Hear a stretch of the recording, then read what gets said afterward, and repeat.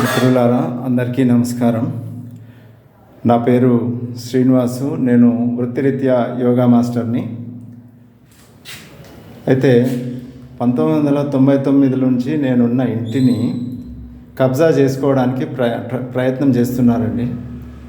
So దానికి నా కుటుంబ సభ్యులే సహకరిస్తున్నారు. ఆ వివరాలు తర్వాత చెప్తా. కానీ ముందైతే నేను 1999 నుంచి నేను కట్టుకొని ఉంటున్న ఇంటిని కబ్జా చేయడానికి, ఇదిగోండి ఈ గూండాలు, ఎవరి గూండాలో తెలియట్లేదు. నేను ఇదిగోండి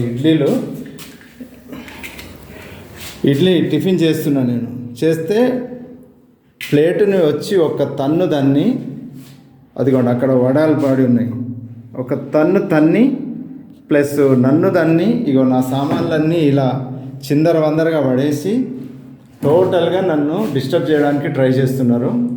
ఈ ఇల్లు మన నూకరాజు గారు, అంటే మన జబర్దస్త్ నూకరాజు గారు కొన్నట్టు తెలిసింది. సో నా ప్రమేయం లేకుండా కొన్నారు ఒకటి, నేను పొజిషన్లో ఉండగా కొన్నారు ఒకటి. నేను వాళ్ళు వచ్చి చూసిన రోజు ఏం చేశారంటే నా సామాన్లు తీసి ఎక్కడో దాచేసి ఏమీ లేనట్టు ఇచ్చేశారు. నేను యోగా ఫ్రీ క్లాసెస్ చెప్తూ ఉంటానండి. ఆ యోగా ఫ్రీ క్లాసెస్లో నేను బిజీగా ఉంటే నా ఇంటిని కబ్జా చేయడానికి ట్రై చేసి టోటల్గా నా ఇంటిని ఇలా మొత్తం అస్తవ్యస్తంగా మార్చేశారు. చూడండి ఎలా ఉందో.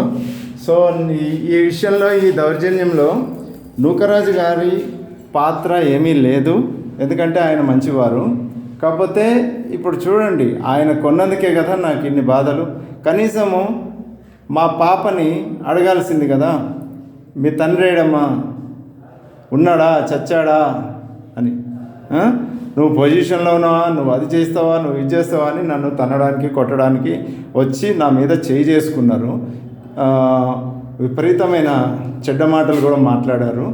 ఇవన్నీ నేను ఇక్కడ 54 ఏళ్ళ నుంచి ఇక్కడ పడి చేస్తున్నానండి. పరువుగా బ్రతుకుతున్నాను.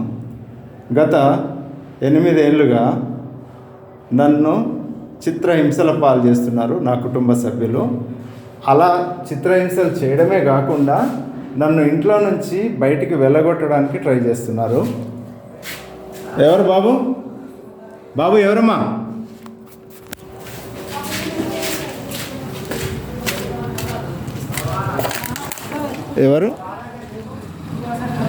ఎవరండి ఆయన?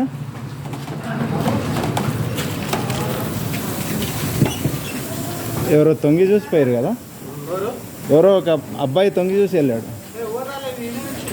అవునా?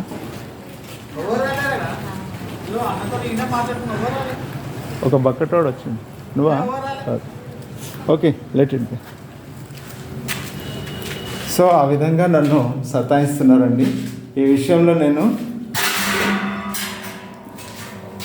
నన్ను